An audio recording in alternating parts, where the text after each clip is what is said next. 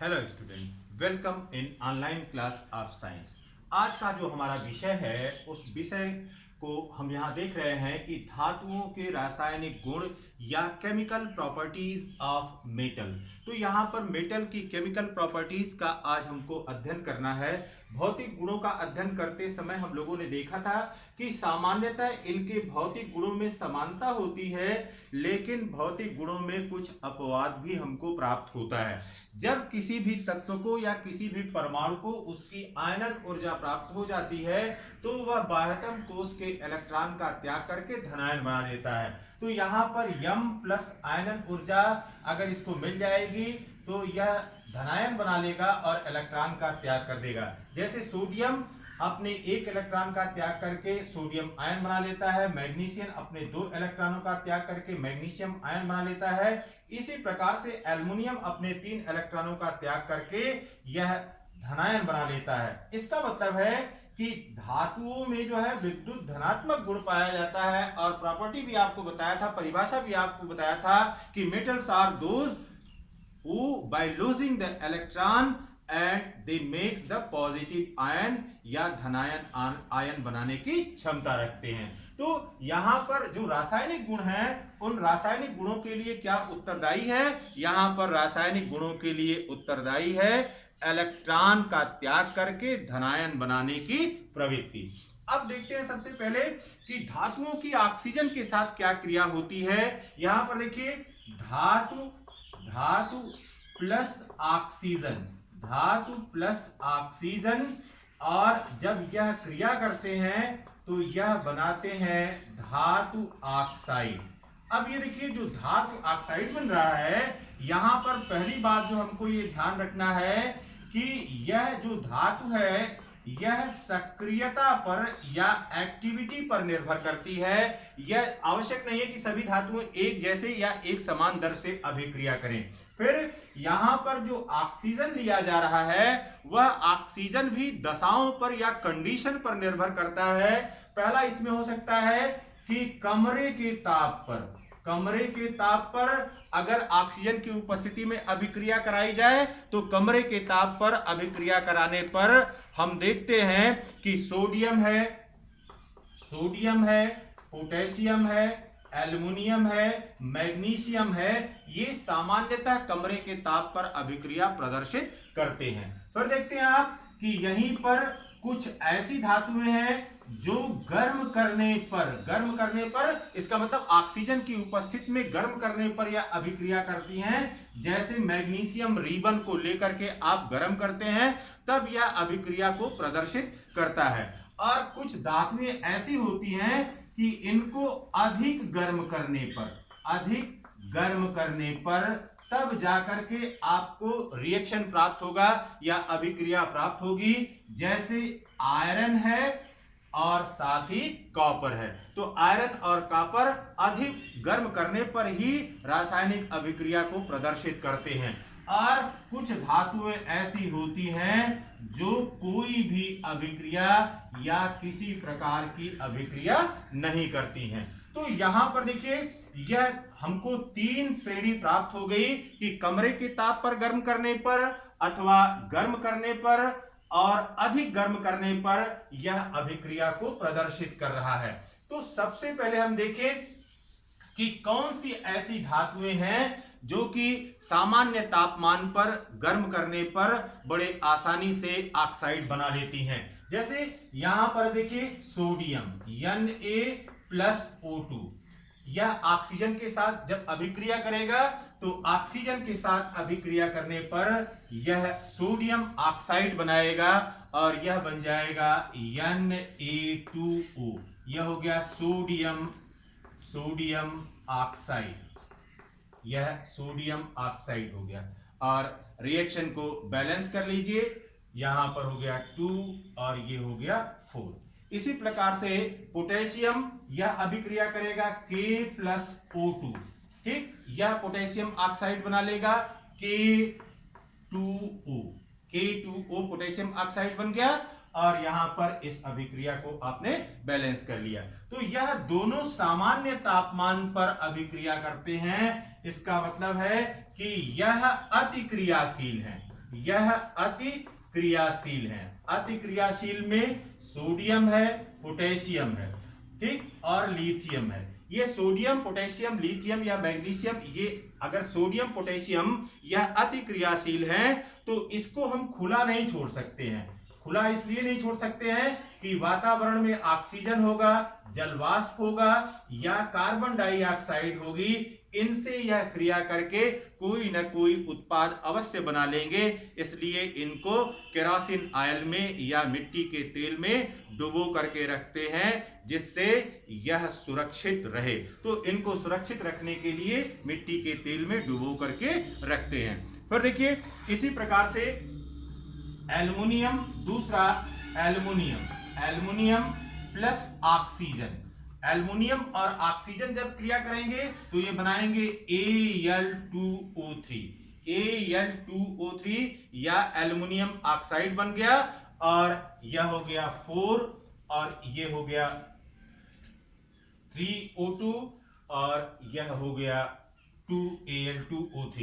तो aluminium oxide बनेगा। अब यहां पर देखिए यह एल्युमिनियम ऑक्साइड जो बन रहा है यह धीरे धीरे होने वाली प्रक्रिया है और जो एल्युमिनियम ऑक्साइड इस प्रकार से बन जाता है इस पर यह एक प्रोटेक्टिव लेयर या रक्षा परत बना लेता है। तो जो एल्युमिनियम के तार विद्युत तारों का जिनमें उपयोग किया जाता है, आप देखेंगे कि उसके ऊपर थोड़ा सा खुरदरा भाग हो जाता है, वह खुरदरा भाग इसी एल्युमिनियम ऑक्साइड के कारण होता है, क्योंकि यह एल्युमिनियम ऑक्साइड यह वातावरण में उपस्थित ऑक्सीजन से क्रिया करके एल्युमिनियम ऑक्साइड बना लेता है और यह एल्युमिनियम ऑक्साइड यह एक प्रोटेक्टिव लेयर के रूप में कार्य करता है। इसी प्रकार से जब मैग्नीशियम को Mg प्लस O2 यह बनेगा MgO, ठीक, और यह हो गया 2 और यह हो गया 2, यह मैग्नीशियम ऑक्साइड।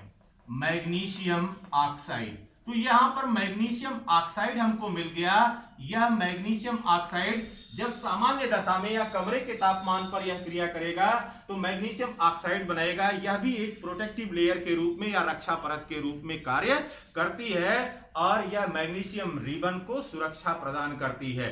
तो जब भी मैग्नीशियम रिबन को हमको जलाना होता है तो पहले रेगमाल से इसको रगड़ लेना होता है, तब जाकर के यह आसानी से अभिक्रिया करता है। अब हम देखें यहां पर देखे थे कि अधिक गर्म करने पर, तो अधिक गर्म करने पर कुछ धातुएं हैं जो अभिक्रिया करती हैं। जैसे हमने बताया आपको कि आयरन है और कॉपर है, ये अधिक गर्म करने पर अभिक्रिया करती हैं। तो यहां पर कॉपर प्लस ऑक्सीजन और यह बना लेगा CuO, ये हो गया कॉपर ऑक्साइड।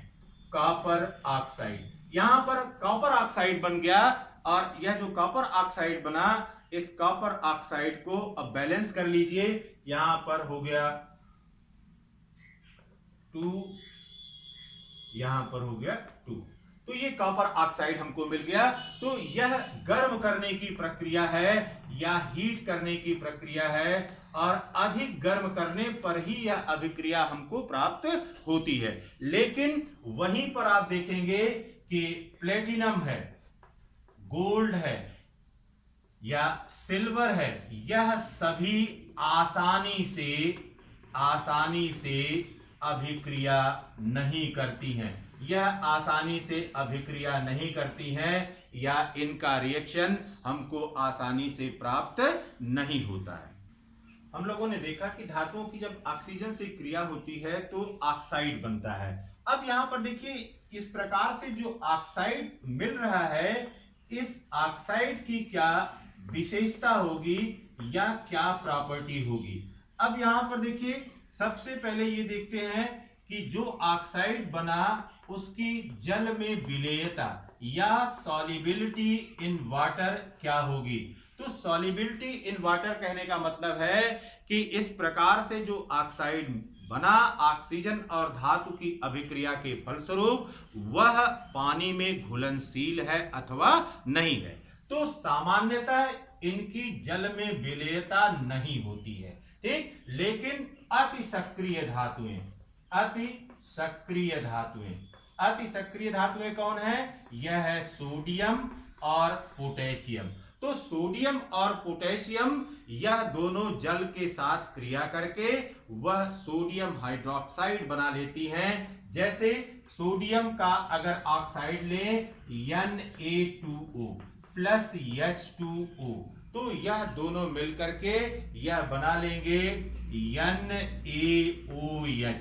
यह सोडियम हाइड्रोक्साइड इस प्रकार से हमको प्राप्त हो गया। या K2O पोटेशियम ऑक्साइड और पानी के साथ मिलकर के यह KOH या पोटेशियम हाइड्रोक्साइड बना लेगा। तो केवल अति सक्रिय जो धातुएं हैं वही जल में विलय होती हैं और घुलने के पश्चात यह हाइड्रोक्साइड का निर्माण करती हैं। अब यहां पर देखते हैं कि जो इस प्रकार से ऑक्साइड मिल रहा है उसकी प्रकृति या तो क्षारीय होती है या तो उभयधर्मी होती है। अब यहां पर देखिए एल्कलाइन का मतलब है कि यहां पर जो मेटल ऑक्साइड आपको मिले उस मेटल ऑक्साइड को पानी में घोलने पर आपको हाइड्रोक्साइड प्राप्त हो जाए तो यहां पर यह क्षारीय प्रकृति होगी। अब उभयधर्मी ऑक्साइड का मतलब यह हुआ कि इसमें जब यह अम्लों से क्रिया करे अथवा क्षारों से क्रिया करे, दोनों दशाओं में अगर यह लवण और पानी बनाती है तो इस प्रकार के ऑक्साइड को हम उभयधर्मी ऑक्साइड कहते हैं। अब यहां पर सबसे पहले देखिए कि इसकी प्रकृति, यहां पर जो धातु ऑक्साइड बनते हैं उन धातु ऑक्साइडों की प्रकृति हमको क्षारीय मिलती है। तो जो धातु ऑक्साइड, जैसे मैग्नीशियम लिया गया था, मैग्नीशियम प्लस ऑक्सीजन, यह अभिक्रिया जब करते हैं तो मैग्नीशियम ऑक्साइड बनाते हैं MgO, ठीक, 2MgO, और यहां पर ये हो गया। तो जब ऑक्सीजन के साथ क्रिया किया इसने मैग्नीशियम ऑक्साइड बना लिया। अब इस मैग्नीशियम ऑक्साइड को, MgO को, जब पानी में घोल दें तो यह बन जाएगा MgOH का होल ट्वाइस, मैग्नीशियम हाइड्रोक्साइड बन गया। अब ये देखिए जो मैग्नीशियम हाइड्रोक्साइड बन गया, यह क्या है? यह एक क्षार है या बेस है। तो अब फिर देखिए जो मैग्नीशियम हाइड्रोक्साइड बन गया या इस प्रकार से मैग्नीशियम ऑक्साइड है, मैग्नीशियम ऑक्साइड अगर किसी इसके यह क्षार के रूप में है और किसी अम्ल से अगर अभिक्रिया करा दें, जैसे H2SO4 से अभिक्रिया करा दें या सल्फ्यूरिक एसिड से क्रिया करा दें, तो सल्फ्यूरिक एसिड से क्रिया कराने पर यह बना लेगा MgSO4, मैग्नीशियम सल्फेट बना लेगा और प्लस पानी मुक्त हो जाएगा। तो यहां पर दोनों प्रॉपर्टी आप देख रहे हैं कि यह लवण प्लस पानी में परिवर्तित हो जा रहा है और यहां पर यह अम्ल था, इसका मतलब है कि इसकी प्रकृति क्या होगी? क्षारीय होगी। तो सामान्यतः धातु ऑक्साइडों की प्रकृति क्षारीय होती है, लेकिन हमने कहा कि कुछ धातु ऑक्साइड ऐसे भी होते हैं जो उभयधर्मी प्रकृति के होते हैं, जैसे Al2O3, यह एल्युमिनियम ऑक्साइड है। इसी प्रकार से ZnO, जिंक ऑक्साइड, यह दोनों उभयधर्मी प्रकृति प्रदर्शित करते हैं, अर्थात अम्ल के साथ भी क्रिया करते हैं और क्षार के साथ भी यह अभिक्रिया करते हैं। अब यहां पर देखिए इस उभयधर्मी ऑक्साइड को अगर देखें तो यह अम्लों के साथ और क्षार के साथ, दोनों के साथ अभिक्रिया करेगा। जैसे जिंक ऑक्साइड को अगर हम एग्जाम्पल के रूप में लें कि जिंक ऑक्साइड किस प्रकार से, जिंक ऑक्साइड Zn अगर इसकी HCl से क्रिया करा दें तो यह बना लेगा ZnCl2, ठीक, ZnCl2 प्लस H2। अब यहां पर देखिए 2HCl, अब यह बैलेंस हो गया, ये हो गया जिंक क्लोराइड। तो यह आप देख रहे हैं कि यह जिंक अम्ल हाइड्रोक्लोरिक अम्ल से क्रिया करके यह जिंक क्लोराइड बना रहा है और हाइड्रोजन गैस विस्थापित कर रहा है। इसी प्रकार से अगर इसकी Zn की ही सोडियम हाइड्रोक्साइड से NaOH से सोडियम हाइड्रोक्साइड से क्रिया करा दें तो यह बना लेगा Na2ZnO2। इसको कहते हैं सोडियम जिंकेट। सोडियम जिंकेट, यह सोडियम जिंकेट बना लेगा और साथ ही साथ फिर हाइड्रोजन गैस विस्थापित हो जाएगी। तो अब यह अभिक्रिया भी आप देख रहे हैं कि यह अभिक्रिया यह अम्लों के साथ, यह क्षार के साथ, दोनों के साथ अभिक्रिया को प्रदर्शित कर रहा है। इसलिए इस प्रकार का यह एल्युमिनियम ऑक्साइड और जिंक ऑक्साइड यह दोनों उभयधर्मी ऑक्साइड हैं और यह ऑक्साइड या अम्लीय गुण को भी प्रदर्शित करते हैं और क्षारीय गुण को भी प्रदर्शित करते हैं। अब देखिए स्टूडेंट, यहां पर जो दूसरा है रिएक्शन या दूसरे प्रकार की जो अभिक्रिया है वो धातुओं की जल से किस प्रकार से अभिक्रिया होती है उसके संबंध में चर्चा किया जाएगा। जब कोई भी धातु यह पानी से अभिक्रिया करता है तो अब यह दो प्रकार की बातें यहां पर हो सकती हैं। एक तो ठंडा पानी प्लस गर्म पानी या ऑब्लिक गर्म पानी, अगर यह लिया जाएगा, जो पानी लिया गया है यह ठंडा पानी कोल्ड वाटर या हॉट वाटर होगा, तो उस समय धातु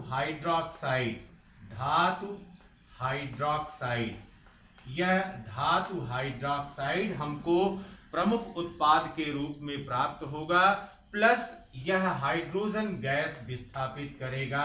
इसी प्रकार से यदि स्टीम लें, STEAM, या भाप लें और भाप यह धातु से क्रिया करे तो उस दशा में जो उत्पाद हमको मिलेगा यह उत्पाद यह धातु ऑक्साइड होगा प्लस हाइड्रोजन गैस यहां पर भी विस्थापित होगी। तो ये देखिए कि पानी की प्रकृति के अनुसार कि किस प्रकार का पानी आपने लिया हुआ है उसकी प्रकृति के अनुसार आप उत्पाद को प्राप्त कर रहे हैं। धातु ऑक्साइड मिल रहा है जबकि पानी कोल्ड या हॉट वाटर के रूप में है। इसी प्रकार से जब स्टीम के साथ या भाप के साथ अभिक्रिया कराई जा रही है तो धातु ऑक्साइड हमको प्राप्त होती है। अब यहाँ पर देखिए, जैसे यहाँ पर सोडियम है, पोटेशियम है, sodium potassium zinc, sodium potassium calcium and magnesium, यह सभी धातुएं ठंडे पानी या गर्म पानी से अभिक्रिया करके यह किसी न किसी रूप में धातु ऑक्साइड देंगे। लेकिन वहीं पर जिंक और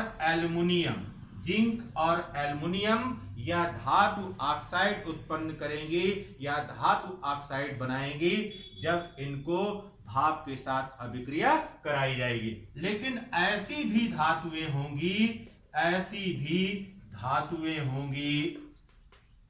जो क्रिया नहीं करेंगी।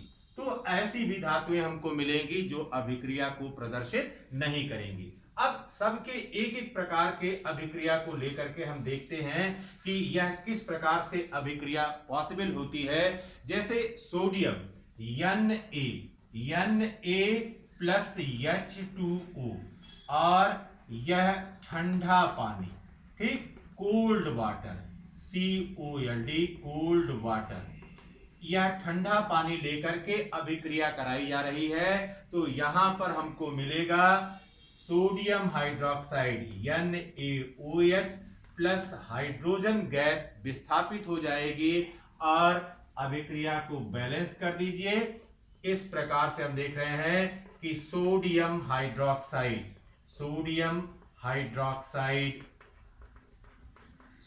हाइड्रोक्साइड हमको प्राप्त हो गया और हाइड्रोजन गैस विस्थापित हो गई। अब फिर देखिए, जब मैग्नीशियम लेते हैं Mg प्लस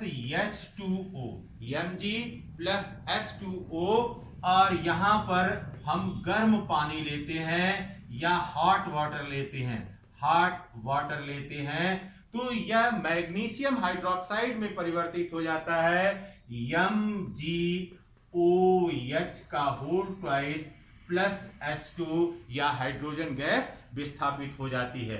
तो यहाँ पर जो अभिक्रिया हो रही है वह अभिक्रिया यह प्रदर्शित कर रहा है गर्म पानी के साथ। लेकिन यही मैग्नीशियम अगर स्टीम के रूप में, यहां पर जो पानी लिया गया है अगर यह स्टीम के रूप में या भाप के रूप में ले लिया जाए तो यह मैग्नीशियम ऑक्साइड में परिवर्तित हो जाएगा और यह हाइड्रोजन गैस को विस्थापित करेगा।